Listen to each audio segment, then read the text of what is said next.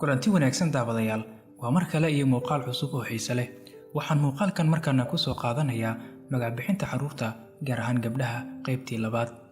Allah subxaanahu wa tacaala wuxuu quraanka inoogu sheegay in hantida iyo carruurta yihiin quruxda ifka, waxaana lagu tiriyaa carruurtaas eebbaweyne ku tilmaamay quruxda ifka mid ka mid ah nimcooyinka iyo hadiyadaha ugu weyn oo ugu deeqo addoommadiisa.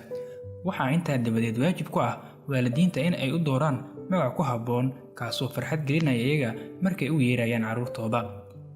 Inaad magac fiican u doorto carruurtaada waxay qaadanaysaa waqti aad ku fikirto, waayo waxaad jeceshahay inaad u doorto carruurtaada magac wanaagsan kaasoo aan loo badnayn. Hase ahaatee waxaa fiican in aad sal uga dhigto quraanka kariimka iyo sunnada nebiga nabadgelyo naxariis korkiisa ahaatee, isla markaana aad iska ilaaliso magacyada karaahida ah. Haddaba daawade, waxaan toddobaadkan idin soo gudbin doonaa qaybtii labaad ee magac bixinta gabdhaha ee quraanka lagu xusay eray ahaan.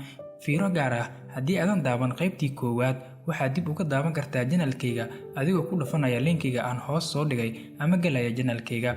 Haddiise aad ku cusub tahay, waa codsi amar maahan, subscribe saar. Aan ku bilownay magaca ugu horeeya waa Iqra.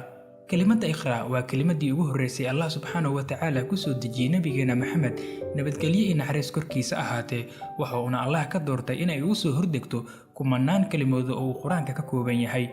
Wuxuuna macnaheedu yahay fal amar kaasoo lagu amraya nebiga nabadgelyo naxariis korkiisa ahaatee akhri magaca eebbaweynaha ku abuuray.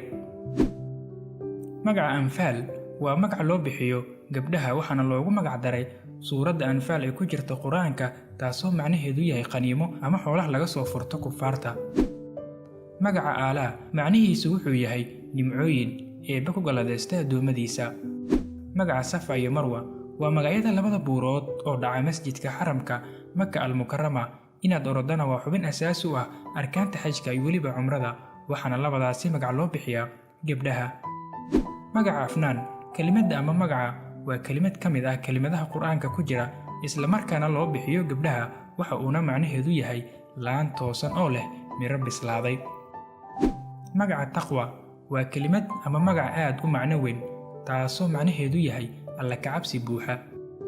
Magaca Anhaar waa magac ka mid ah magacyada sidoo kale lagu sheego quraanka kariimka ama kelimad ahaan ku soo arooray, waxa uuna macnaheedu yahay webiyo biyo ka burqanayaan. Waxaa sidoo kale la mid ah magaca Kawsar oo asagana ah webi ay ka burqanayaan biyo sida la sheego. Magaca Fardows waa mid ka mid ah magacyada jannada, gaar ahaan halka ugu sarreysa. Magacyada Israa iyo Micraaj.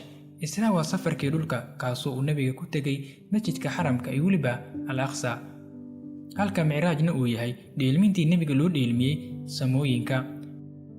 Magaca Salwa wuxuu macnihiisu yahay waa wax ku ilowsiiya dhibaatooyinka iyo weliba kurbada. Magaca Yaqiin waa garashada xaqa. Magaca Maryam wuxuu ka mid yahay magaca Maryam magacyada leh macnaha badan, hase yeeshee waxaa lagu tilmaamaa magaca addoommad Allah subxaanahu wa tacaala isku dhiibtay u gargaaridda diintiisa.